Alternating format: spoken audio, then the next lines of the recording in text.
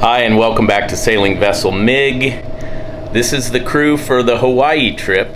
We're just getting ready to leave today. We're actually heading out today, and we're up in the laundry room at the Ventura West Marina. This is my daughter, Emily Ann. She's going to chat with you a little bit today, this morning. And, of course, you all know Norman Swango. Yeah, buddy. And, yeah, so today we're just going to chat with you a little bit.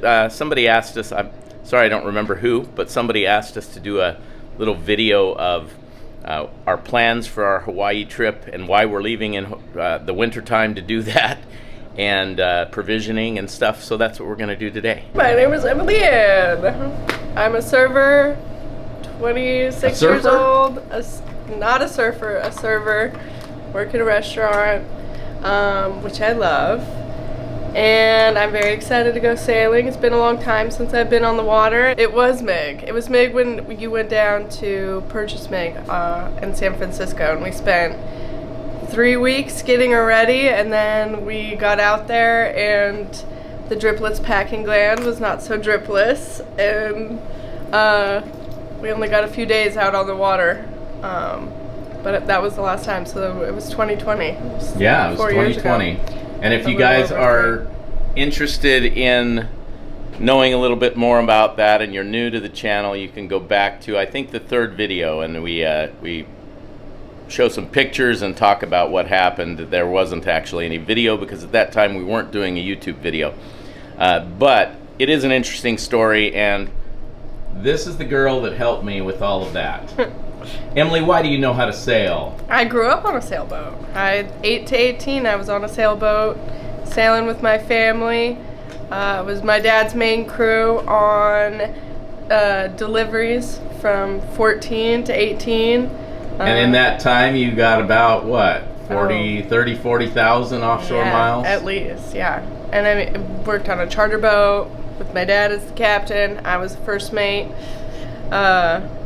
You worked as a dive, helped at a dive shop. Helped at a dive shop for a while. Miss scuba diving.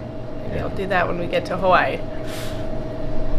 So if you go back and you watch some of the videos in the past, you'll see that this kid is really my main sailing buddy. When we were offshore, even with the whole family, my wife did all the cooking. She did a lot of work. Yeah, wrangling the boys. But she wasn't the one that sailed, and our boys were smaller, and so they and to be honest with you, because Emily and myself worked so well together sailing, we just never really bothered to have anybody else help us sail the boat. We didn't need anybody else. We didn't. No. So I'm super excited that Emily's joining Norman and myself for this trip to Hawaii. Emily, is there anything that concerns you a little bit about sailing on MiG as opposed to Wandering Dolphin or some of the other boats that you've delivered in the past? I mean, I wouldn't say it's a concern, but it's definitely going to be different sailing on a boat as small as MiG. I have never been offshore on a passage this long on a boat this small. So that is the only thing that I know I'm going to get used to. I've got time to get used to it, so. And with that being said, let's add Norman in here with Emily. Okay. And Emily, Norman recently, as you know, sailed with me on MiG in a gale. And if you haven't watched that video, go back just a few videos and watch that one. Norman, any advice for Emily about sailing on MiG or even Evie May, your North Sea 27, in bad weather? Just hang on. Because she moves a lot. The boat does the work, right? The boat does the work, you just hang on until you get there. So some of the questions that have been, people have been asking is, how do we provision such a small boat? This trip could take us between 30 and 40 days. Well, it's going to take us 30 days. At least. But it could take us even more. And we've done quite a bit of sailing, this kid and I. And Norman and I, we provisioned Mig for a long trip when we left Blaine, and we still have food from that trip. So we're hoping we'll actually dip down into that and use some of it. But yeah, it does. Everything fits, doesn't it, Norman? Yes, it fit, and it just fits for a 30, 40-day passage. I don't know if we could put any more on, but we are kind of thinking. on The two of us are thinking of doing. Well, I guess I am, and I'm gonna drag him along.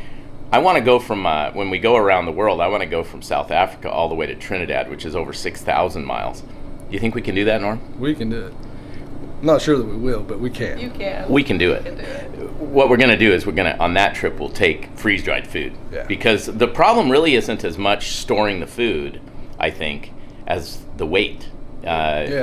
She just doesn't have the buoyancy to handle a lot of really heavy stuff. Yeah. So as we go, I think we're gonna find that the weight, as it drops, the sailing will improve a little bit. Yeah. So what are some other things that we did to prepare for this trip? Nothing. We just gonna get on the boat and go. Yeah. It's already ready to go when we got here. So you spent we just 4 put years food getting on. that boat ready for passages like this. So It's ready. Actually, one thing we did do, and I'll include it maybe in this video because I have some video of it, is we did add a drogue. We already do have a sea anchor, but we added a drogue for this trip. Yeah, we did. And I'll include that into that little thing of us making that drogue. So there's a good chance we'll have to be using the drogue offshore on this trip. Is it on?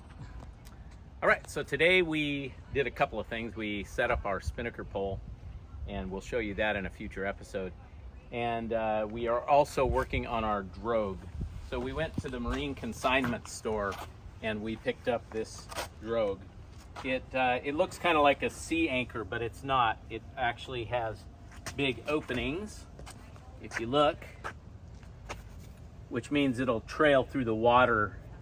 And actually the only part that's really slowing it down is this end part here, and it opens up. So it should flow through the water like as a drogue would. So then we had to organize all these little webbing straps, put them through a shackle onto a swivel, and we are going to seize this and this one. This one, unfortunately, well, I think we'll probably seize it. We're going to try and store all this together so it's ready to go. And then we've got this double warp that we used before. On our last gale, we just had this warp out. So, and then at this end, and this is about, 60 feet out from the boat? Yeah. So, because it's 120 feet of road, so it's about 60 feet behind the boat. We'd like it a little farther, but these are really heavy road anyway. So, and then this we just tie with a bowline. We may at some point splice loops in this end, and then these go around the winches, this fire hose for chafing guard. And that's it. That's our new drogue system for Mig. So the other thing that we were asked a question a lot, probably the one question that was asked the most, probably even Emily was asked this in the restaurant by people that she was serving and found out she was sailing to Hawaii, is why in the hell are you doing it in January? Why leave in the winter? And it's very simple. We want the most exciting trip that we can possibly get. No, that isn't the reason, actually. It's because we're not just going to Hawaii and coming back to the U.S. We're sailing to Hawaii on our way around the world. And so we needed to get into that area, either there or down into Mexico, so that we could get through the South Pacific and spend time in the South Pacific during their non-hurricane season. And our choice was to go the Hawaii route rather than going down through Marquesas and all of basically the normal milk run. And, you know, it's not that I don't want to see all that stuff, but we have some other ideas of where we'd like to go. We'd like to try to go to some places that not everybody goes. And so that's why we're choosing this route. And we both really wanted to sail to Hawaii. I wanted to do it again, and Norman wanted to do it. Emily Ann wants to do it. I want to do it. So we're going to Hawaii. We're going to spend a few months there, and then we'll sail on down to probably American Samoa, Kiribati. We want to hit some of those islands, and we don't know where we're going to go from there. So you'll just have to wait and see, and stay subscribed to the channel. So the other thing that people have been asking a little bit is, are we concerned about the weather in the wintertime? And yeah, we are. I mean, let's be honest. But here's the deal.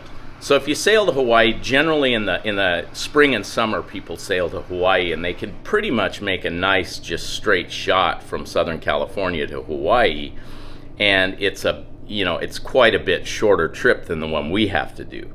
See, what we have to do is we have to go far enough south, basically even south of our destination in Hilo, Hawaii. And that way, if you look at a weather chart, you'll see that even in the wintertime, the trades, they just move south. And those northern storms, the northern storms come down from the north. What happens is these northern storms blow up into this area, and they come south, and they generally basically stop here. And what happens is the trip to Hawaii is basically, well, it is from right here. We're right here, and we're going here. So normally you could just kind of do this and get to Hawaii, and the trades are just blowing right across here. In the winter, this North Pacific high is pushed south by the storms in the north.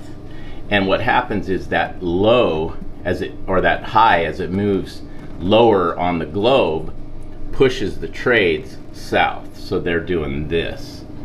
And what it can do is a big storm can ramp up here, and it can steal your wind, or even turn the wind against you if you stay too far north.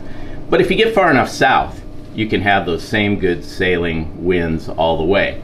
Now, one of the things that can happen is you can have too much wind for portions of it. And by too much, I mean into the 30s. And the truth is, we know now that MiG can handle 30-knot winds. So we're not really concerned about that. We wouldn't want to be in 50s or anything, but we do have the boat set up so even in bad weather, we can either heave to, or we can drag the drogue behind the boat, and we'll be fine. Yeah, I'm not worried about it. So the plan is to leave tomorrow. All right. Right? Let's go. I'm ready. Or this afternoon. Actually, the plan is to leave this afternoon, because tomorrow is Friday. And we all know what happens on Friday if you leave. We really don't want to leave on a Friday. But, hey, we're not going to give up one good day of sailing because of superstition either. That's right. Go ahead and comment in the comments if you think we're crazy to even consider leaving on a Friday. If you're superstitious. If you're superstitious. Or if you're not. Because I don't think I'm superstitious, but I don't want to leave on a Friday either, So. Just in case, right? Right, yeah. I mean, we're not taking any bananas on board. Mostly it's because we're keto, and we don't particularly like eating bananas because we're on keto. I like eating bananas. Too bad. But I'm not taking any. He's keto too. He's keto by force. Yeah. She's keto by force. Hey, Any concern about the keto provisions, No. Emily Ann? If I don't have to cook, I don't care. You'll eat it, huh? Whatever it is. Whatever it is, as long as I don't have to make it. Norman, any concern about the provisions? Nope. We've sailed across the Gulf of Mexico, and I survived that. We've down the west coast here, and I'm still alive eating keto stuff, so we'll be just fine. All right. He cooks and I clean. I cook, he cleans, she sails the boat. That's right. That's the deal. What a team. All right, so now we're going to show you the boat. Here we are. MiG is ready to go to Hawaii. Take you for a little walk around. Still have the one wheels out because we might go one wheeling today. I don't think so, though. It's feeling like we can leave pretty soon here, so we'll see. She's ready to go. We have all the sails ready to go up, and in this bag are the storm jib, the working jib, and the drifter are all in there. This is our dinghy and our stand-up paddleboard strapped to the deck. The life raft is in this bag right here. Starlink is on the other side right there. We have our gasoline jugs. We have 2 of these 5-gallon ones on each side. And then we have a couple of 2-gallon. And then back here, we have filled the propane bottles. And the boat is ready to go. Like I said, we've got the one wheel still out. I think that maybe Emily Ann is going to do a little one-wheeling. There's a bag of dirt for our head, all reconstituted. We got some onions and garlic and lemons and limes here. Norm's cabin is chock full of stuff. Look at his cabin. Quick look at Norm's cabin. His cabin is full. He's got all of the soda and all that stuff in here, and then all of his personal gear. And he also puts his one wheel in there, and I put mine down in the V-berth area.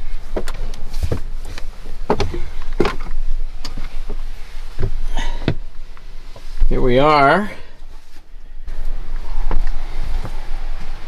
We got our salted caramel whiskey here, which we are going to leave out because we're gonna, as we sail offshore, we're gonna give a little bit of that to Neptune. We've got couple avocados out here, 2 loaves of keto bread. The fridge has never been so full. It's packed full. And then under here, this little storage area underneath this insert is completely full of our first use foods. And as that is used up, because I can just get it out easily, as that is used up, I will get food out of here and under the bed and under there. The V-berth is also full. It's got our big spinnaker, asymmetrical spinnaker in there, and a lot of other stuff. Toilet paper, which takes up a lot of space. We've got 6 dozen eggs on this side in that compartment, and we've got 6 dozen eggs in this side, as well as some baby wipes. So yeah, she's ready to go. And Emily Ann and I are hot bunking. We have separate watches. We'll talk a little bit about watches. Well, I'll just tell you. So the way we're doing this on this trip is a little different.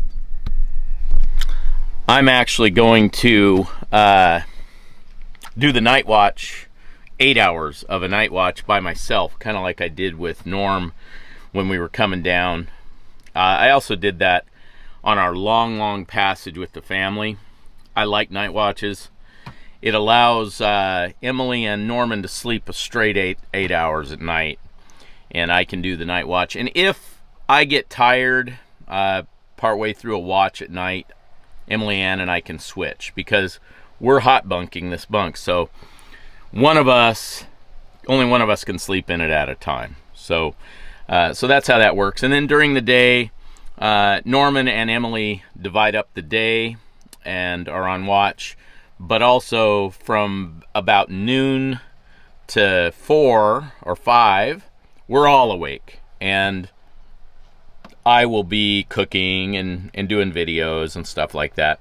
We'll all eat one meal together in the afternoon. So that's how that's going to work. Here's the head. It's full of a lot of stuff, but a lot of this stuff is foul weather gear and harnesses, which will be being worn. so they aren't necessarily stored in here. And then this is Emily's personal stuff that she wanted to bring along. So when you use the head, you've got to take out this, and you've got to take out our vacuum, and you just pull them out and you set them right here, and then you can use the head and you just put them back when you're done. And in case anybody's wondering, we all do have little urinals. This one's Emily's, and it works so that she can urinate standing up like a man. We won't be using the air fryer offshore unless we're really bored offshore sitting around with a lot of sun. Then we might use it. But up here, Emily has some non-keto snacks of hers that are stored up there. Here's our Starlink, and in here we have a bunch of games, card games and fun games to play together. And I hate doing this, but I do have stuff stored up on the table. I hate doing it because I like using it to prepare food. But here's our paper bags for the head. What we do is we take our toilet paper when we use the head and we put them in these little paper lunch bags. And then of course they go into the ocean because they are biodegradable. And then I have all my coffee singles up here. And we have all of Norm's tea bags up here as well. And that's all that's stored up here. And as we get more and more space down here, I move that stuff down here so that I can use this table easier. So that's it. Now I'm gonna go ahead and make you guys a video. This video should come out when we are actually, well, we'll be out for about a week when this video comes out. So if you're a patron, you'll already know that we've left, and you'll have access to us via our inReach. The inReach will be on the entire time. Any of you who are subscribers or whatever that would like to check out our tracking, you sure can. The only people that can contact us via the inReach offshore are patrons. Patrons will have an access link. Please send us, if you're a patron, please send us messages. This will come out, we've been out there about a week at this point, and we love it when that little thing beeps and we look at the message and go, who sent us a message? And especially you patrons, we know who you are, and we really like the encouragement, and we like to answer your questions, and we can text you back on that inReach as well. It's very slow, so it's not an immediate response thing, but it's pretty soon after we get your text. You'll probably get another one back from us. So all my patrons, I'll be sending out an invite to that so that they can text us. Any of you who are not patrons and would like to be a patron, check out the link in the description, and you get all of those privileges. Basically, you can see the different tiers in the patron page. And you know, we really appreciate all of you. We appreciate not just the patrons, but we also appreciate everybody who watches these videos. You don't have to be a patron to be appreciated by us. We really like all of our subscribers. Please like the videos. It bumps our viewership up. It sends the crazy algorithm with YouTube up, and gives us more exposure. We're not trying to make $1 million with this, but it does help us right now, just so you know. For all of you who think, oh, they're just trying to make money off of YouTube. Right now I'm making about $6 a week off of YouTube, and my patrons have helped a lot. Basically, patrons are helping me to the tune of about $200 a month at this point, which pays for my Starlink internet, which I really appreciate. It means a lot to me. But we're by no means just beggars trying to make a lot of money off of YouTube or anything like that. But we sure do appreciate if you're enjoying these videos and you're finding some entertainment value in them, just help us out by subscribing and liking the videos. Come along with us all the way around the world. But right now we're on our way to Hawaii. Thanks a lot, guys. Together.